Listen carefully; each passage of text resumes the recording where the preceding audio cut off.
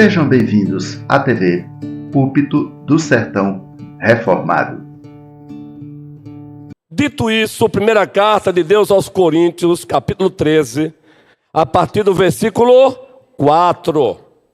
Nós estamos na EBD, ruminando o sermão que já pregamos recentemente aí, baseado na primeira carta de Deus aos Coríntios, capítulo 3. Estamos ruminando.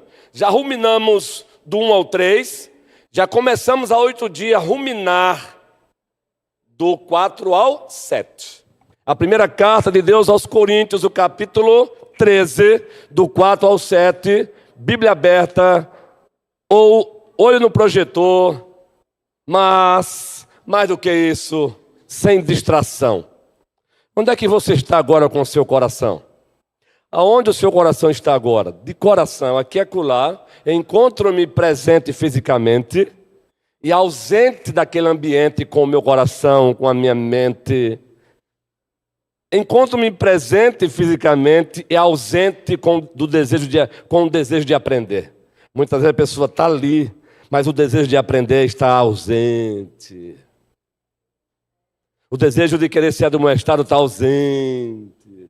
E o pior, depois diz, eu não entendi, foi nada do estudo. É claro, a pessoa estava presente fisicamente, mas ela estava ausente. Ela estava ausente com a sua capacidade cognitiva. Ela estava ausente quanto à atenção que precisa ser dada. Ela estava ausente quanto ao foco. Ela estava ausente. Antes de começar, a primeira igreja presbiteriana também é cultura, não é? Existe um livro na área de boa comunicação, acho que quem já leu aqui vai ler de novo, quem não leu procure. Dito e feito.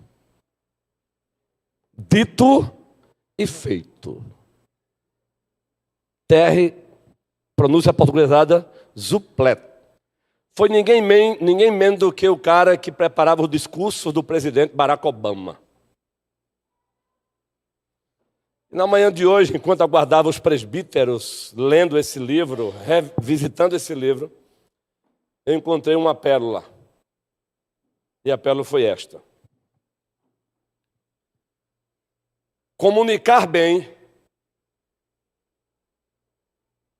é você organizar a alma através de palavras. Comunicar bem é você manifestar que a sua alma está bem organizada através de palavras. Isso é comunicar bem. Uma alma desorganizada, ela não comunica bem. Mas aí, na sequência, o prefaciador, que é um dono de umas escolas melhores, umas escolas top de oratório no Brasil, ele diz assim: pois uma boa comunicação envolve respeito, presença, respeito e entrega. Uma boa comunicação envolve presença, respeito e entrega. Vamos lá? Presença, respeito e entrega. Agora você vai pegar isso como filtro. E quando alguém estiver conversando com você, esteja de fato presente, não apenas fisicamente. Esteja presente com os olhos. Esteja presente com o coração. Esteja presente com o ouvir. Uma boa escuta. Como é triste você... todos aqui já passamos por isso. E aqui e acolá somos objetos dessa falha. E aqui e acolá somos os sujeitos. Como é horrível você estar conversando com alguém e você perceber que aquela pessoa está presente fisicamente, mas ela está totalmente ausente relacionalmente. Ela não está nem aí para o que você está dizendo para ela. Isso é desrespeitoso. Então, uma boa comunicação envolve, vamos lá, presença, com todas as suas dimensões. Vai, Janai, fala, minha querida. Na hora que ela começou a falar, chegou Samuel. Chega aqui de em pé, Samuel. Tem que aproveitar os homens, não é, guerreiro? O Samuel chegou, pastor, eu quero falar contigo. Segura aqui, guerreirão, só um minutinho. Se for algo privado, de coração, segura um pouquinho. Vai beber uma água que eu te chamo já já. Fala, Janai. Ilustrou bem agora? Não estou falando isso porque eu estou lecionando, não. Isso se dá na família, em casa. Nós pecamos muito nessa área. Aqui agora eu encontro Jade falando sozinha, mesmo estando presente, fisicamente. Os homens aqui fazem isso também? Aqui acolá? Essa não, meu irmão. Os nossos pés são de barro. E as mulheres fazem isso também? Ah, né? Bonitinhas. As mulheres fazem isso também? Ou apenas se não levantar a mão, não, Janai. As mulheres que fazem isso, levante a mão. Ah, que conversa. Todos nós fazemos, queridos. Às vezes é algo premeditado e às vezes é algo involuntário. Mas o involuntário também cheira ausência, desrespeito e falta de entrega. Então, para fechar e começar novamente, uma boa comunicação envolve presença de qualidade, respeito de qualidade e entrega de qualidade. Então, se o Valbo quer falar comigo, ele quer falar comigo algo importante. Então, olho no olho, carregado de carinho, carregado de amor. Enquanto ele não terminar, foco. Deus seja. Agora vamos fazer uma leitura com esse filtro. Uma leitura contando com presença, respeito e entrega. Porque aqui acolá tem crente lendo a Bíblia assim. É lendo a Bíblia e pensando, de tamanho, a fatura, misericórdia. R$ 2.500 a fatura. Eu sei que não é fácil, mas deixa a fatura para amanhã.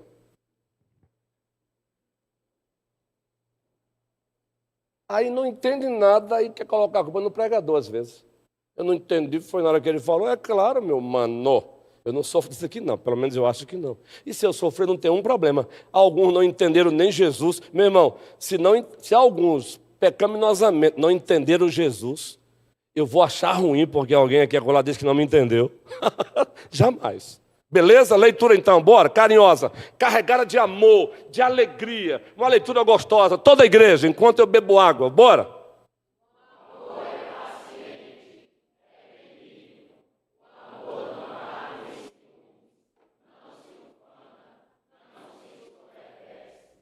Não se conduz inconvenientemente, não procura os seus interesses, não se exaspera, não se ressente do mal, não se alegra com a injustiça, mas regozija-se com a verdade.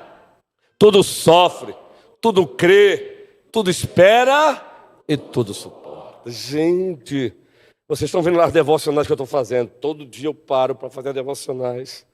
Gente, é sério, está sendo uma bênção para mim mesmo. Ruminando o sermão e as devocionais.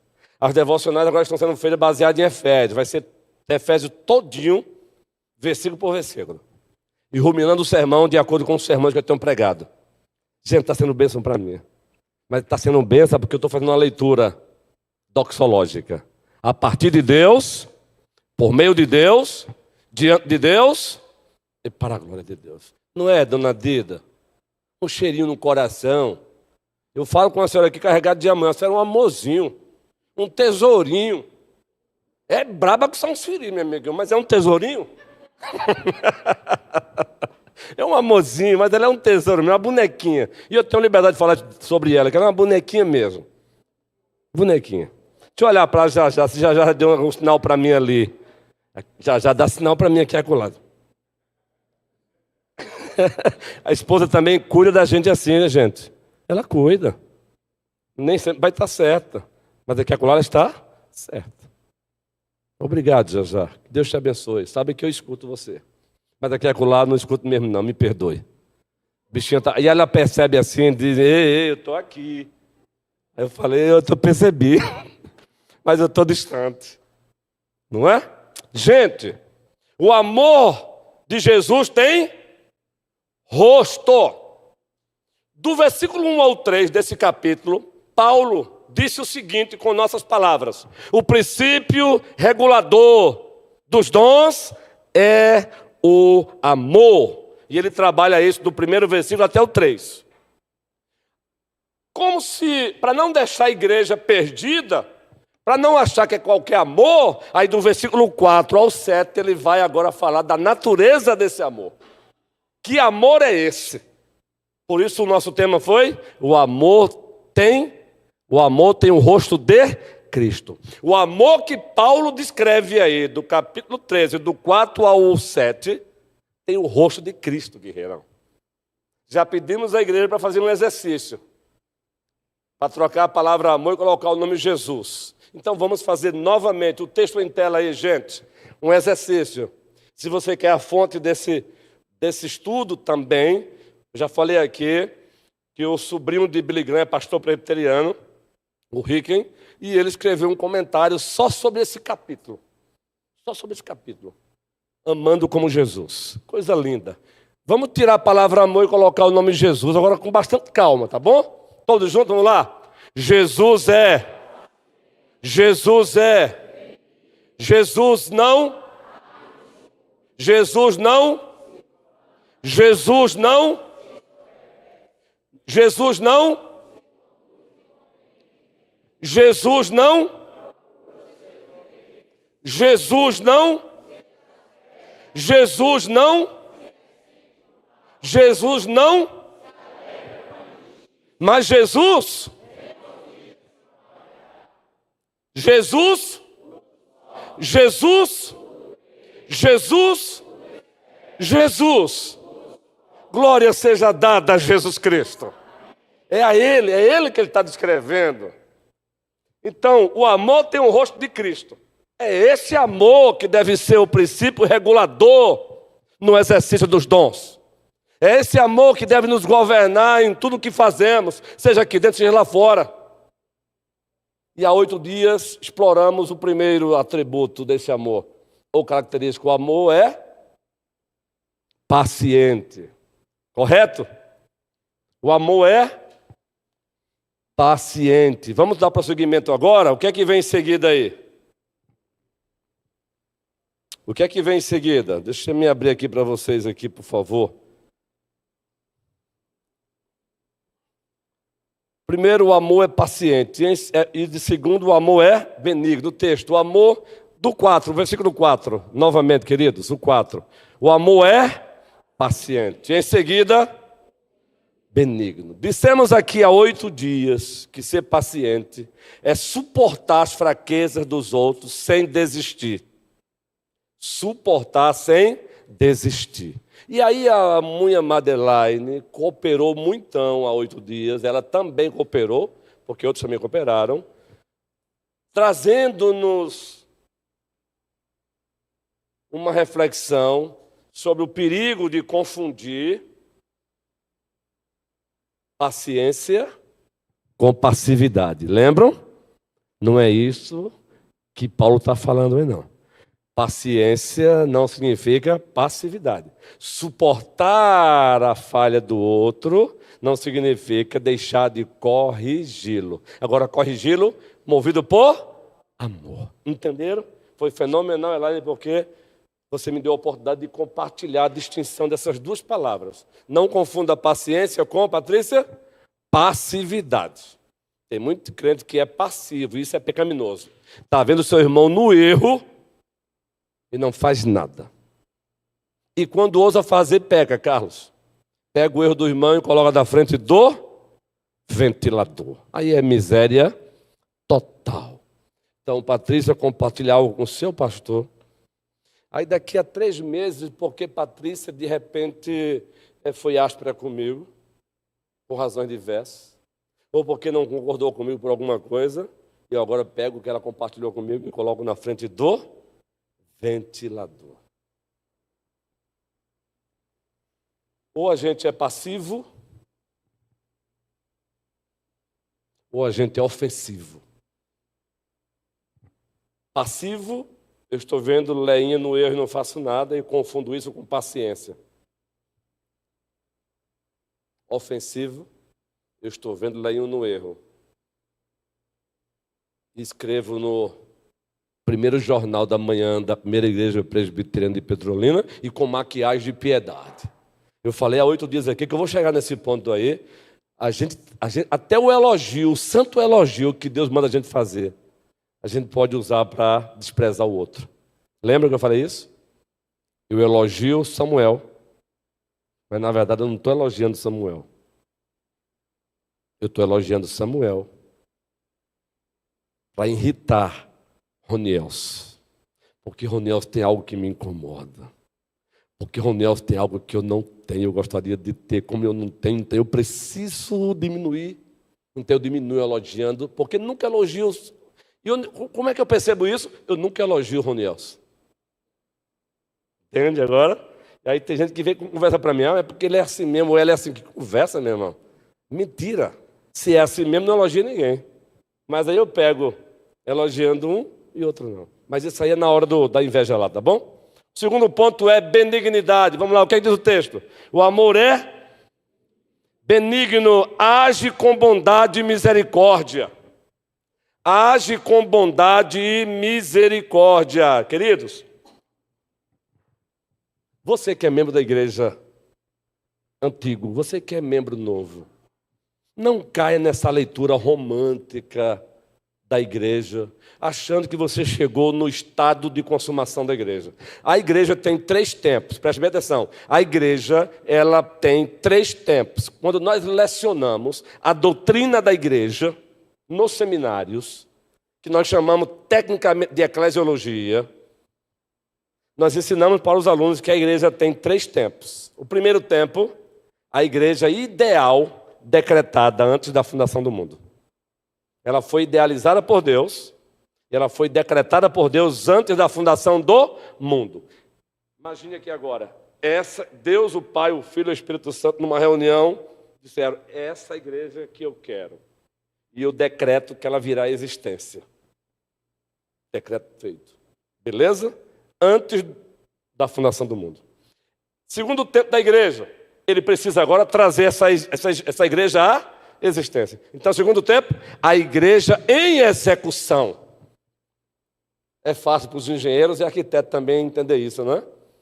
O projeto em si, ele é a execução? Não. Uma coisa é o projeto, a outra coisa é a execução.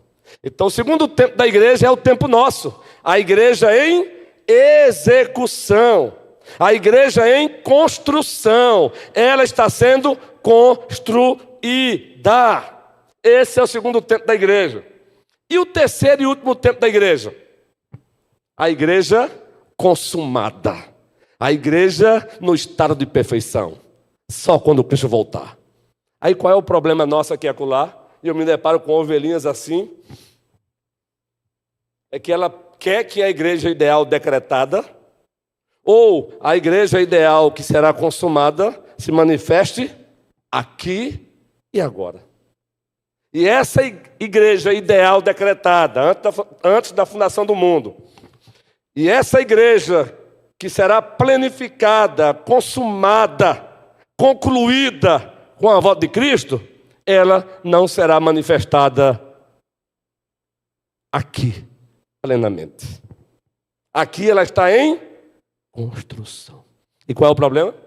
É que justamente aqui acolá a gente pega ou a igreja ideal decretada, ou a consumada, quer que seja agora, aí eu olho e percebo uma mácula. Eu percebo que Sônia é membro dela, e Sônia é carregada de falhas. Aí eu olho para Guilherme, aí eu olho para o Marcos, aí eu vou olhando, aí começa assim.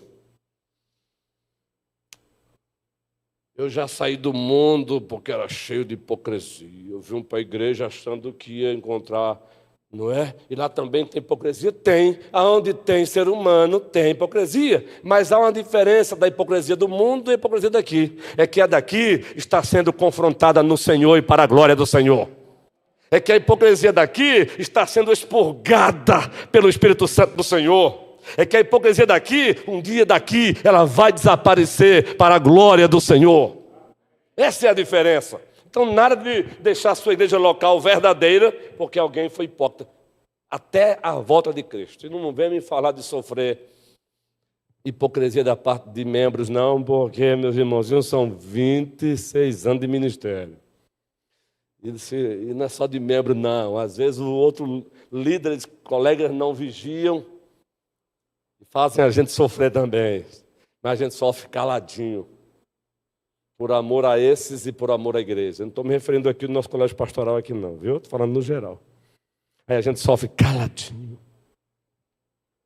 Aí a gente sangra caladinho. Sangra caladinho. Às vezes a alma de um pastor fiel está chorando. As lágrimas estão sendo internas e não externas. O amor é benigno. As misericórdias do Senhor são a causa de não sermos. Agora a pergunta é assim, Lamentações, observa, profeta Jeremias. Ele olha para o povo dele com o olhar de Deus e percebe. E diz, o povo está doente da cabeça à ponta do pé. Entenda isso como rebelião, pecado, injustiça. Aí ele diz, quase que pisando o pé no desespero, ele diz, o que me pode dar esperança? Lamentações 3. Diante dessa conjuntura, desse contexto, eu vejo o meu próprio povo fazendo coisas piores que as nações pagãs. Parafraseando, o que me pode dar esperança? Aí ele diz, as misericórdias do Senhor são a causa de não sermos consumidos, porque as suas misericórdias não têm fim, elas se renovam dia a dia e a cada manhã. Ao Deus Pai, ao Deus Filho, ao Deus Espírito Santo, toda a glória. Ei, nós estamos aqui porque Deus é misericordioso. Spurgeon, o amado Spurgeon, alguns pronunciam Spurgeon. Eu a pronuncio bem aportuguesado mesmo, Spurgeon. Nós temos devocionais deles maravilhosos, que bênção vocês têm. Ele fundou uma escola para pastores, para preparar pastores. E alguns dos seus biógrafos narram um episódio interessante. É uma paráfrase. Como é uma paráfrase, eu posso não ser, eu não estou aqui ipsiliter, eu não estou aqui, não é, pode haver, tem aqui a economia da narração, possa ser que eu subtraia alguma coisa, adicione alguma coisa, mas a essência está lá. Um aluno chegou, bateu no seu gabinete, no seu escritório, eu vim aqui, eu vou dramatizar. Senhor Spurgeon, o senhor não acredita, estou aqui, porque alguém disse que o senhor é isso e aquilo outro. Aí Spurgeon disse, foi? Só isso que aquela pessoa disse? Só. Oh, meu filho.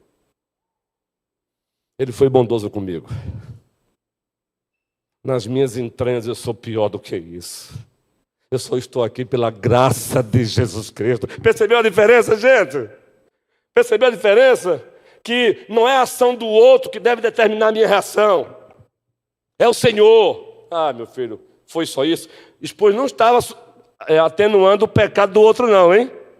Ele só estava não permitindo que o outro determinasse a sua reação. E o que ele fez? Ele não usou a régua que o outro usou para medi-lo. Ele usou a régua de Cristo. Foi só isso que ele disse de mim? Eu sou pior do que isso.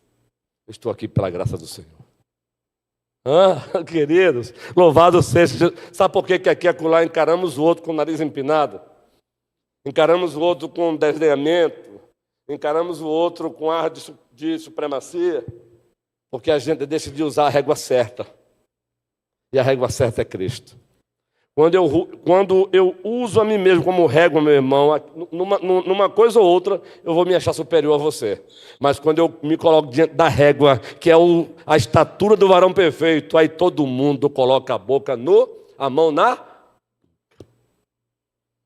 Jó esbravejou um pouquinho, viu, gente? Jó 38. Antes de Jó 38, Jó está quase, ele não colocou, mas ele estava quase colocando o pé e praticando a teologia da murmuração. Viu? Ele bravejou um pouquinho. Estava ali. Ele estava na teologia da lamentação, mas ele quase colocou o pé. Mas Deus nunca vai te deixar, nunca vai te abandonar. Ele não deixou Jó e nunca te deixará. O Senhor disse, você estava refletindo de baixo para cima. Agora você vai refletir de cima para baixo. Agora você vai colocar os meus óculos para entender o que precisa ser entendido. Cinja o teu lombo e fique de pé agora. Eu vou perguntar e você vai me responder.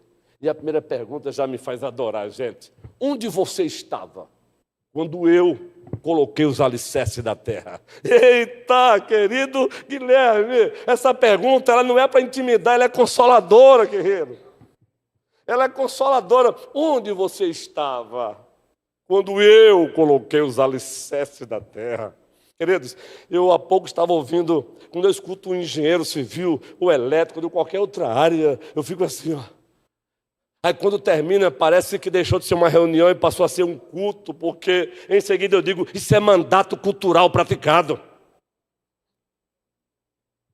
Se a engenharia nos deixa... Agora você imagina a engenharia cósmica de Deus. Imagine isso. A ciência não consegue mensurar. Quando ele diz, onde você estava quando eu coloquei, Guilherme, imagina, os alicerces da terra. E ela tem, queridos. Ela tem alicerce, meu irmão. Queridos, vamos lá, eu vou passar para você. Glória seja dada ao Pai. Glória seja dada ao Filho. E glória seja dada ao Espírito Santo. Gi, é contigo, querida. Compartilha com o povo. Tá sujo não, tá não. Graças a paz, igreja. Esses dias eu escutei uma pessoa falando assim, a gente estava conversando sobre igreja e tal, e ela falou assim, é uma resposta que muitas pessoas dão, dizem assim, eu sou a igreja do Senhor, que ela é a igreja do Senhor. Aí eu pensei, mas essa pessoa ela não está em nenhuma igreja. Então a pergunta é, para mim ser igreja, eu não tenho que estar inserida em uma igreja? Tipo, como se a igreja é o corpo. Então eu sou um membro do corpo que é a igreja. Eu respondi certo para ela? Vou abrir um parênteses para reforçar essa pergunta maravilhosa, Gi. Não existe essa eu sou igreja.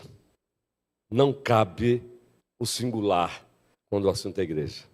Igreja, sua igreja, nós em Cristo, com Cristo e para Cristo somos a igreja. Boa? Sim, sim. É boa essa fala, Gi, que eu quero aproveitar e dar uma falazinha aqui. Há pouco também falava com os presbíteros. Pastorear no século XXI, diz os especialistas em teologia pastoral, é o século mais difícil. Uma das causas, a revolução digital. A ovelha escuta o seu pastor no domingo. Na segunda, o podcast X. Na terça, o podcast Y. Na quinta, o podcast tal. E aqui nós não estamos diabolizando os podcasts. O problema é quem estão nos podcasts falando. E tem gente aí, dito teólogo, se achando teólogo, não congrega, não tem compromisso com Deus, com a palavra de Deus, muito menos com a igreja de Deus, dizendo isso para as ovelhas. Eu sou a igreja com Cristo. Mentira. Não existe eu sou a igreja com Cristo. Nós fomos feitos igrejas por Cristo, em Cristo, com Cristo e para a glória de Cristo. E isso é fruto do amor. Nós somos igreja porque usufruímos da sua paciência. Somos igreja porque usufruímos da sua benignidade. Nunca há igreja no singular. Igreja não se faz no singular. Eu tenho um livro com esse título. Igreja não se faz no singular, e sim no plural. Boa, Gi. Não aceite. Cuidado com os teólogos. Ei, deixa eu corrigir aqui, porque senão eu coloco todo mundo no mesmo saco, né? Cuidado com alguns teólogos do YouTube. Gente, até para aconselhar as ovelhas hoje é um desafio para a gente. Porque a pessoa já vem, ela antes de procurar o pastor, não são todos não, já passou pelo YouTube, já escutou o que queria escutar, aí chega para o seu pastor e não escuta o que queria escutar, escuta as escrituras. Entendeu, Carlos? Escuta as escrituras. Aí diz assim, mas aí é a sua interpretação. Está pensando que é fácil, é? É a sua interpretação. Aí, para não humilhar, eu não vou adiante não, mas dá vontade para dizer, o que é que você entende por interpretação? A arte e a ciência da hermenêutica, interpretar as escrituras. Eu não estou nem falando de hermenêutica jurídica, estou falando de hermenêutica sacra, bíblica. Aí a pessoa diz, então por que você está dizendo que é a minha interpretação? O que você entende por texto e contexto? O que você entende por contexto remoto, imediato e remoto? Está entendendo, gente? Como estamos vivendo dias difíceis. A pessoa não chega para perguntar porque quer aprender. Ela chega para dizer, eu sei. Eu não faço isso não, querido, porque é ovelha. Mas dá vontade de dizer, então, por que você está aqui? Gente, é impressionante. As ovelhinhas de Cristo às vezes chegam assim, ó, pastor, eu vim aqui, eu vim para ouvir o Senhor, mas eu já sei. Valbe, me ajuda, Valbe. Me acorde, mamãe. Não é sério, não é arrogância não, gente. A ovelhinha senta e diz assim, olha, veja bem, eu quero ouvir o Senhor, mas eu já sei. Não, me ajude aí, eu estou sendo rígido demais? Eu quero ouvir, mas eu já sei. Se você já sabe, aí você fica assim, é sério, eu fico assim, meu Deus do céu. Ela já sabe, mas ela veio buscar aconselhamento pastoral, mas ela disse que já sabe. Carlos Guerreiro, microfone aí para o guerreirão de Deus, vai sair benção aí também. Carlos, é por isso que o nosso pastor Agemeiro falava assim. Uma vez eu escutei ele falando para mim, foi o meu primeiro pastor. Quando estiver diante da igreja, nunca dialogue com a igreja assim, a sua ideia e a ideia da igreja. O que a igreja pensa, o que você pensa. Não, saia dessa. O que Deus diz na palavra e o que a igreja pensa sobre a palavra. Você tira o seu corpo de... Não é o que eu penso, é o que Deus diz na palavra. Entendeu agora? Não, aqui é quando eu encontro o ovelhinho dizendo assim, não, mas isso é o que o senhor pensa. Não, o que eu penso não, meu amor. Esquece o que eu penso aqui. É a palavra. Vamos ler novamente aqui? Ei, guarde aí, Carlos, para você falar. Guarde isso aqui também. Para cuidar da ovelha. Não fique tranquila, não deixe de ir para o gabinete pastoral não, que eu não vou expor você jamais não, viu? Isso aqui é geral. Não expõe, nem minha esposa é testemunha disso. Nem tudo ela mesma sabe. Para proteger a ovelha que me procurou e protegê-la também. Mas guarde isso aqui, irmão. Uma coisa é dúvida intelectual. Dúvida intelectual é uma coisa. Então, Patrícia chega para mim e diz assim, pastor, eu não consegui entender mesmo ainda, não me ajude. Dúvida intelectual. Tem coisas na Escritura que até hoje nem nós, os teólogos, entendem bem ainda não, meus irmãos. E Deus fez isso de propósito, para colocar todo mundo de joelho, disse John Piper. Mas isso não vai inferir na salvação.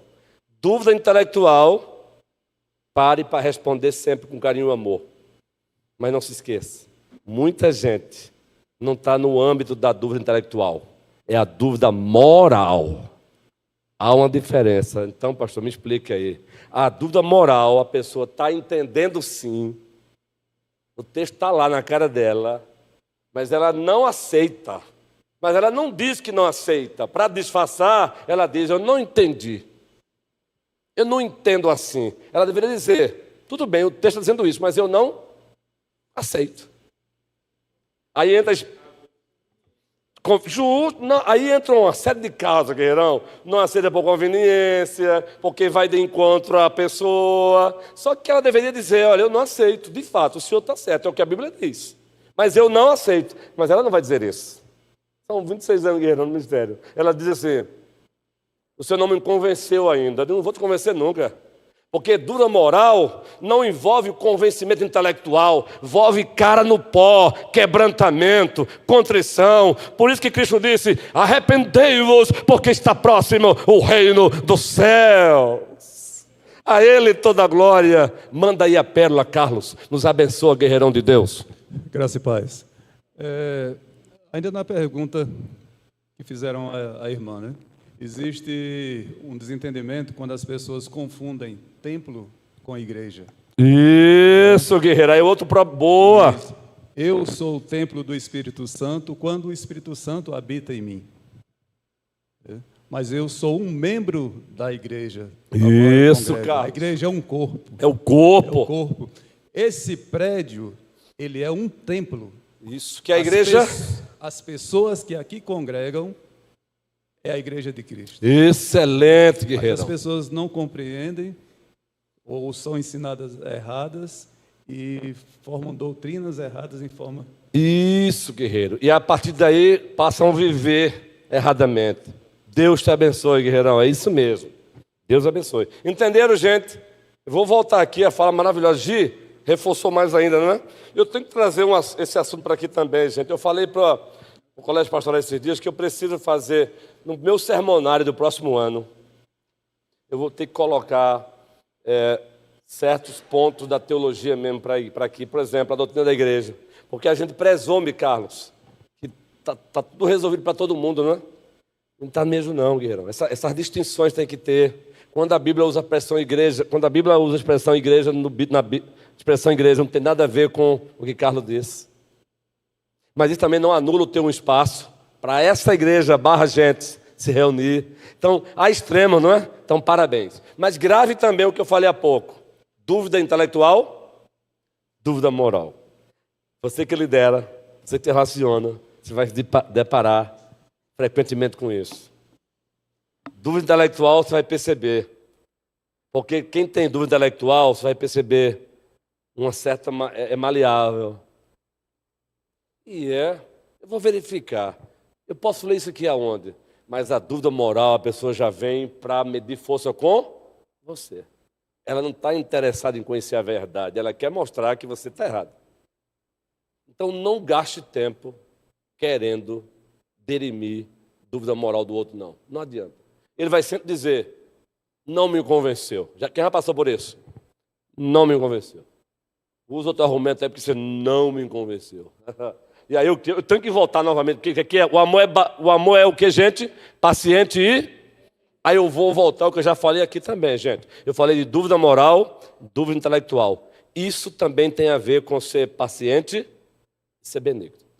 Claro que aquele também que foi tomado por uma dúvida moral, Paulo diz a Timóteo, tenta confrontá-lo com mansidão, rogando a Deus para que o livre das garras do diabo. Só que há limites. Na carta aos Tessalonicenses, Paulo diz, ao homem contumaz, fale uma vez, fale a segunda, fale a terceira. Depois, não ouviu? Encerra por aí. Até que o chicote desça se ele for de Deus. Você não vai odiá-lo, você não vai tratá-lo como inimigo, mas... Entende agora? Eu ouvi esses dias... Não vou falar sobre isso agora não cabe agora não. Então, atente para isso, dúvida moral e dúvida espiritual. Porque se eu fosse falar o que veio aqui agora, iria complicar vocês. E eu estou aqui para construir e não para destruir. Pronto, é a mesma coisa, está dentro disso aí. Casa com Paulo. Mateus 7. Depois que ele diz para não julgar o julgamento temerário, ele diz agora também não lança vossas pérolas aos... É justamente a pessoa da dúvida moral, que ela já entrou na rota da zombaria, do escarnecimento. Alguém me falou hoje de um vídeo de Pochá. Quem assistiu esse vídeo? Estou citando o nome dele, que é uma pessoa pública. Tudo está no YouTube. Então, quem ousa ser público, está se colocando como alvo também de objeção, não é? Quem viu o vídeo dele, ele escarnecendo da Bíblia aqui? Eu assisti faz um bom tempo e alguém me lembrou hoje.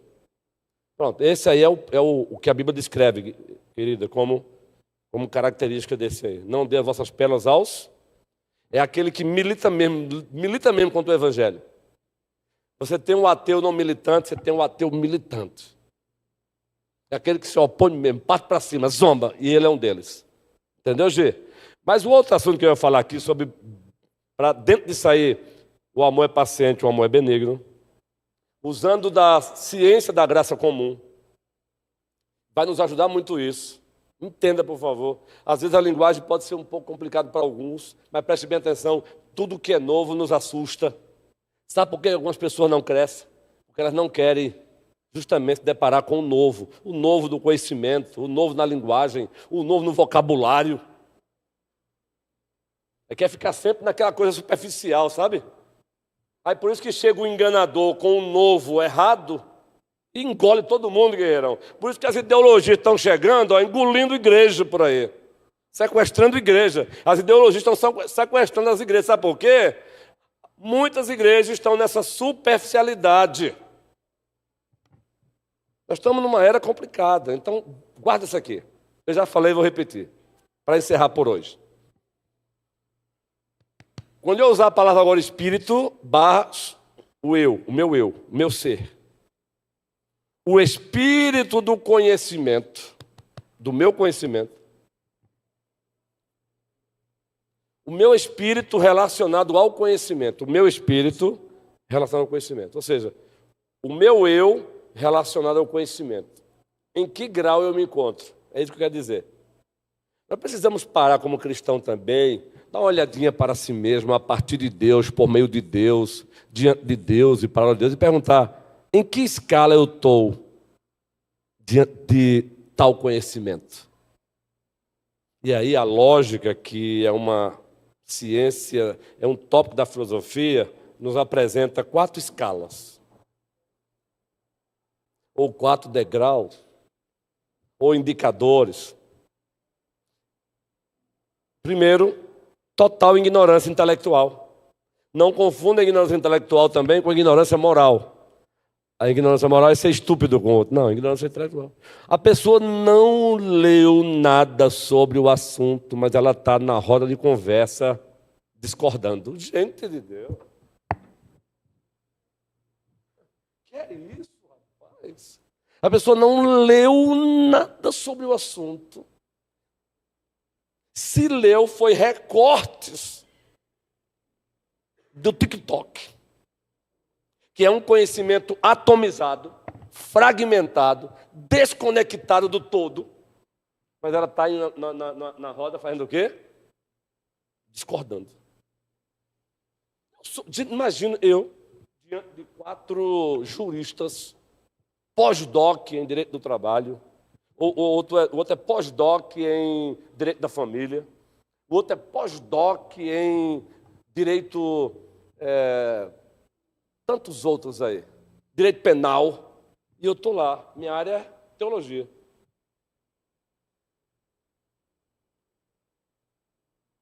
Vocês acham que eu vou fazer o que diante desses homens? Eu só vou falar quando entrar a parte da teologia, porque ela é a ciência. Eu vou perguntar para aprender. Mas não, tem um ser que surgiu agora que não leu nada, não entende nada e está lá discordando. Eu discordo.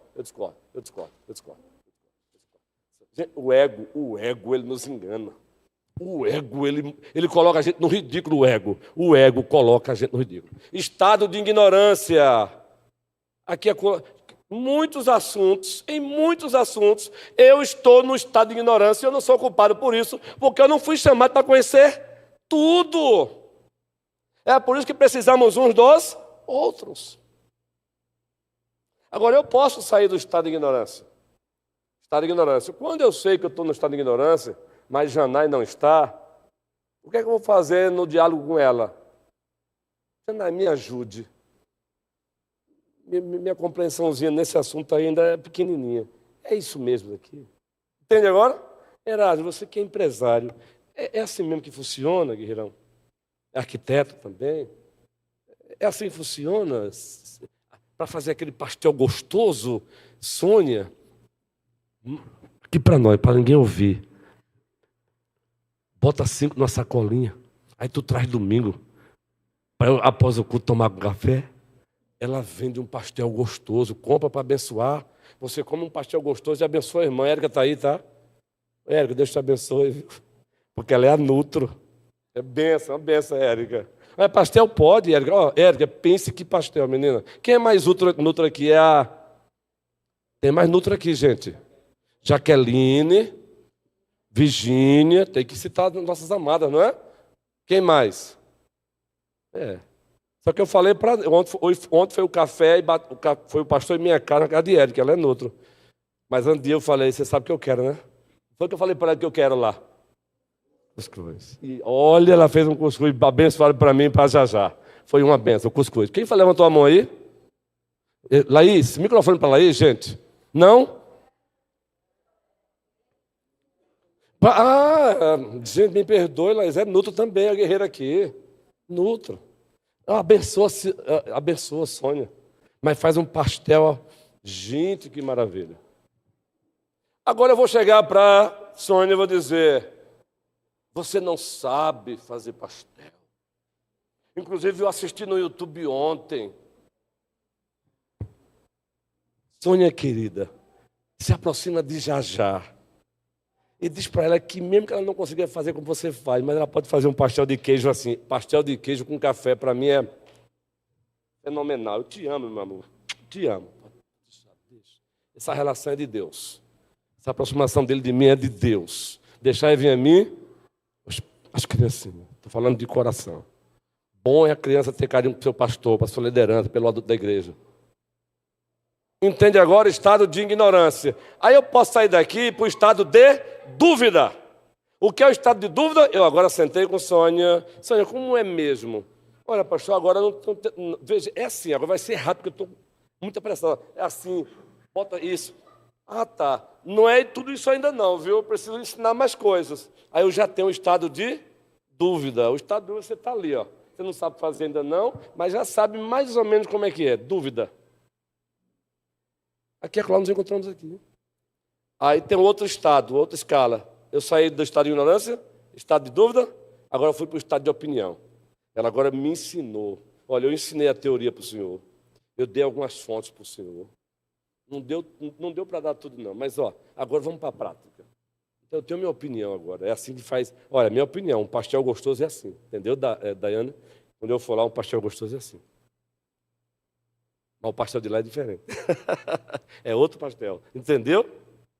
Aí eu posso sair do estado de opinião e agora ir para o estado de certeza. Eu fui para as fontes primárias.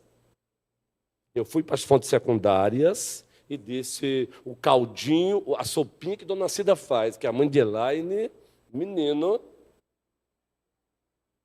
Minha opinião é top. Entendeu agora, gente? Só para ilustrar. Estado de ignorância, estado de dúvida, estado de opinião e estado de certeza. Eis aí as escalas da relação do meu eu com o conhecimento. Eu vou chegar para a Patrícia, que é doutora na educação aí, na área dela, e vou... Você está fazendo errado, Patrícia. Eu vou chegar para o pedreiro, para não estar achando que é só o diploma, o pedreiro, Paulinho. Eu vou chegar para o pedreiro, o cabo tem 20 anos de experiência. Ei, calma, é para sorrir agora, é para brincar. Eu sei que, quando eu for construir minha casa, se eu for construir, o pedreiro também não vai fazer o que ele quer, né? Mas eu já escutei que tem cliente que é complicado, viu? Quem aqui é complicado com o bichinho do pedreiro? E o bichinho, quando você chega na obra para fiscalizar, ele diz, misericórdia, chegou.